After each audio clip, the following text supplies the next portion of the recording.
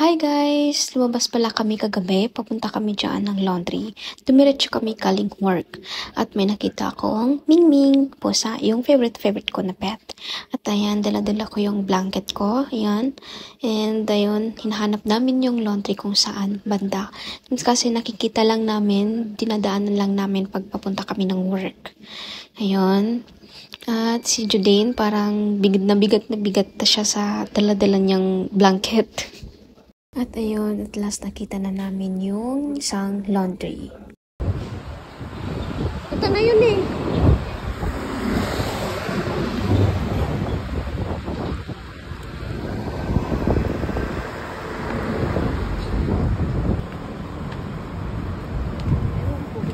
Kano ang kilo? Good evening. Blanket. شوف How much per kilo? هذا وين 15 يس مشهور نظيف 15? كم حبة فيه؟ 4. Yeah. First time here, Mafi promo. We're new here. Wahid.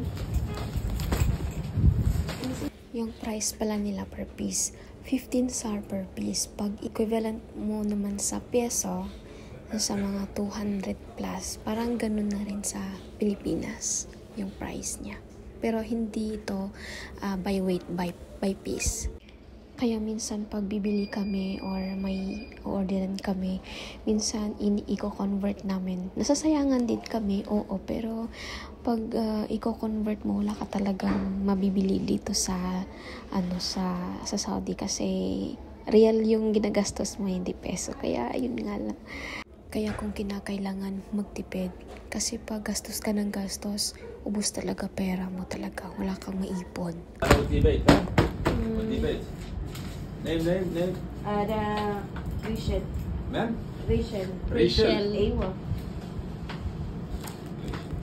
بكره مساء ان شاء الله جاهز هذا بكره Bukra, same time. Yeah, ان شاء الله 20 o apat dito doon pa 20? akin ang 20 nyo wala ako Adal ba yun? Adal.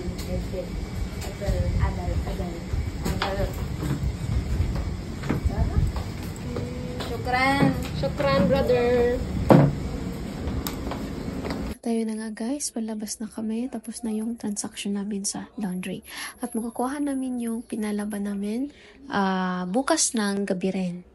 At before kami uuwi, tadaan daw muna kami dito sa may salon. Maaga-aga pa naman at magtanong-tanong muna kami dito. Salon? Magtanong-tanong?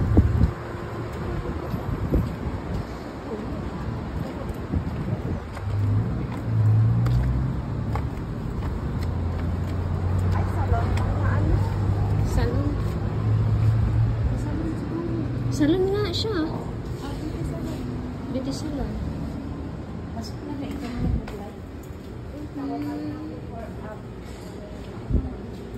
Ay, parang ano siya, tahian. Ay, ito yung salon ata. dito buti pero may nagpatay Ito yung salon. Ang tawag pala sa riband nila is protein. So, nagtanong-tanong kami, buti na lang may Pinay na empleyado. So, medyo kamahalan nga talaga siya. So, pati pedicure, manicure, mahal talaga pag i-convert mo sa peso. Pero wala ka talagang mabibili or pag i-convert mo. Pero ganun pa man, set aside mo muna yan kasi may priority pa kaming nilalaanan. Sa tanong-tanong namin, nauwi sa chikahan. At buti na lang mababait yung mga staff, especially yung may-ari. Parang Saudi ata yung may-ari.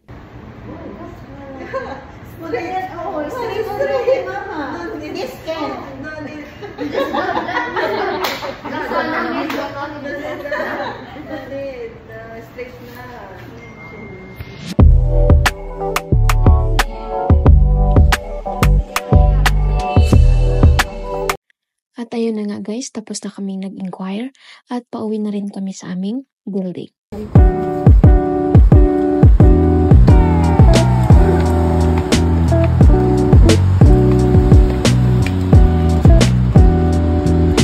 Sa pag-uwi namin, may part pa din dito na madilim, walang masyadong ilaw.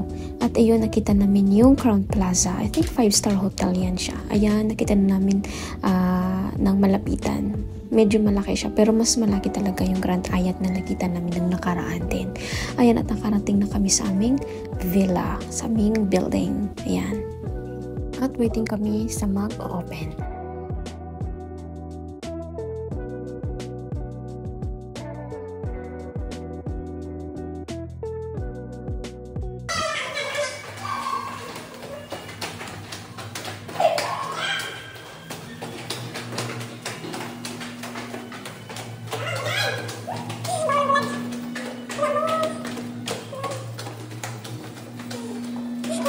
At last, nakarating na kami sa aming flat para mag-prepare ng food para bukas, and then after, pahinga na ulit. And that's all for today's video, guys. Thank you for watching. Good night to you all. Bye!